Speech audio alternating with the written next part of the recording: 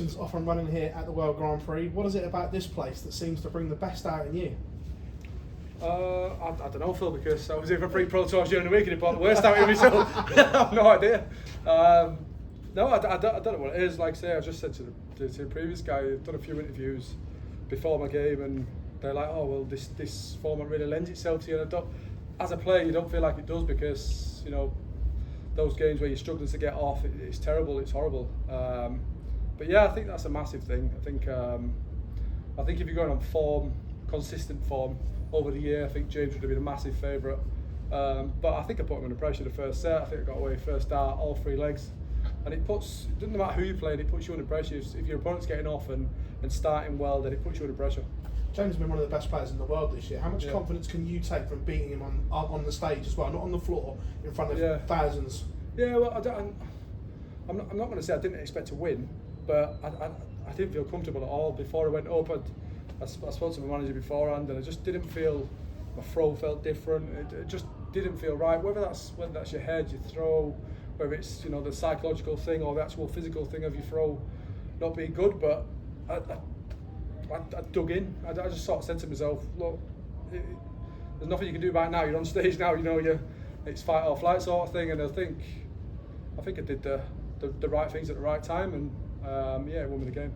Remember last time we spoke to you, you said the penny had dropped, that you knew you had to work harder, and that seems to be coming to fruition now, that you're winning games and the rock star just playing himself into form at the right end of the year with all these big tournaments on the horizon. I wouldn't say form, so you're getting carried away there.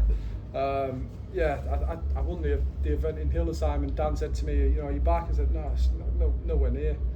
And I think that's the major thing for me this year. I think I've struggled to find that consistency, but then if you put it on the other hand, if you'd have said to me, like, you reach the last 16 of every single event, whether it be Pro Tour, European Tour, everything, and you'll take that consistency, or would you take winning a couple of tournaments and playing a bit not too great in between?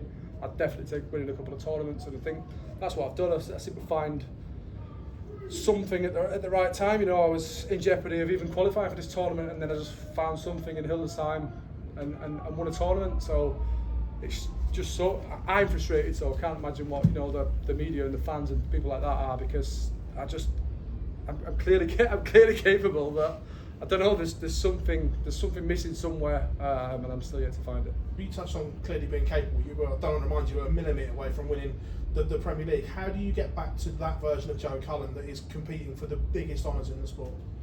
Yeah, I think at the time it didn't feel like a big deal, the year after the Premier League, but looking back on it now, you know, I'm getting old now, I'm 36 now. I think it had a massive effect on me, not missing out,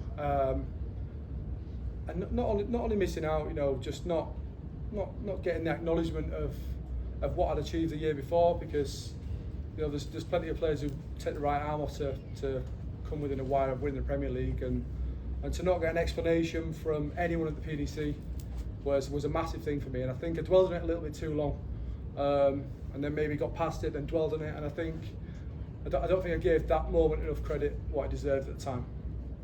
Yes, Joe, thank you.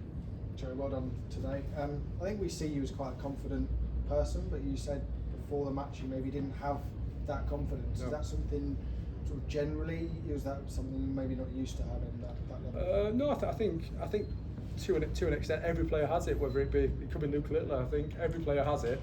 There's elements where you doubt yourself in certain moments, but I think I got myself into the right mindset literally half an hour before I played, because I didn't feel great going up, but then I just thought, well, you don't feel great, so you're going to lose then, so no problem. You know, the worst scenario is that I lose the game and then I go home tomorrow. That's the worst case scenario, and I think maybe I built on that, and yeah, I think my double into start put James under pressure the first set. I think James would have expected me to come out and, you know, be a bit edgy maybe.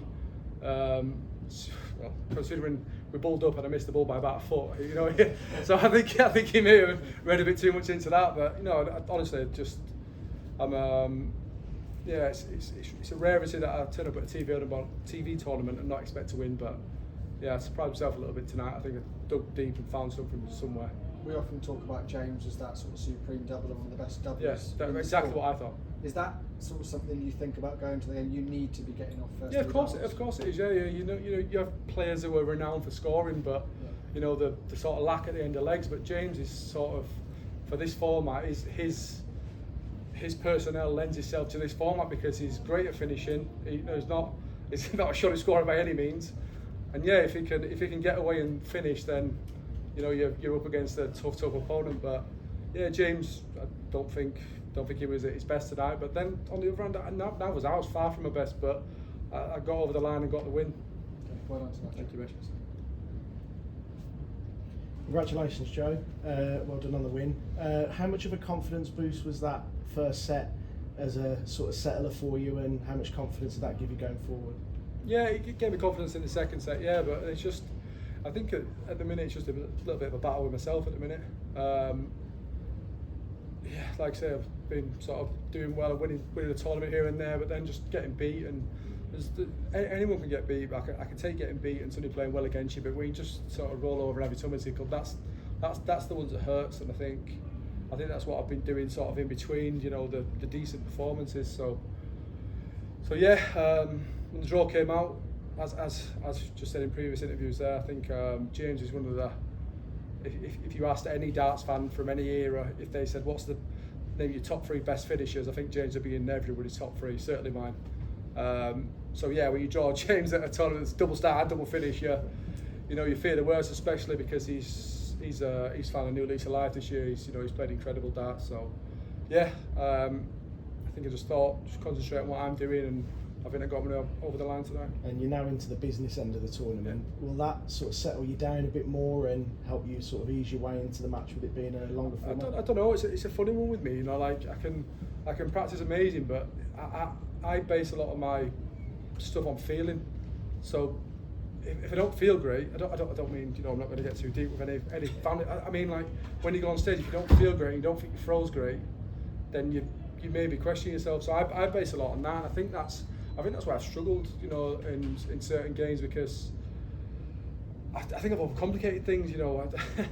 Back in the day, Richie Burnett once said, if you overcomplicate darts, apart from throwing darts at a dartboard, you'll come unstuck. And Richie's an absolute idiot. But that thing sort of stuck with me over the years, and I thought, well, it's actually right, you know. There's nothing stopping you hitting the 9 darter every single leg, but it clearly is. It's your mind that's preventing you. So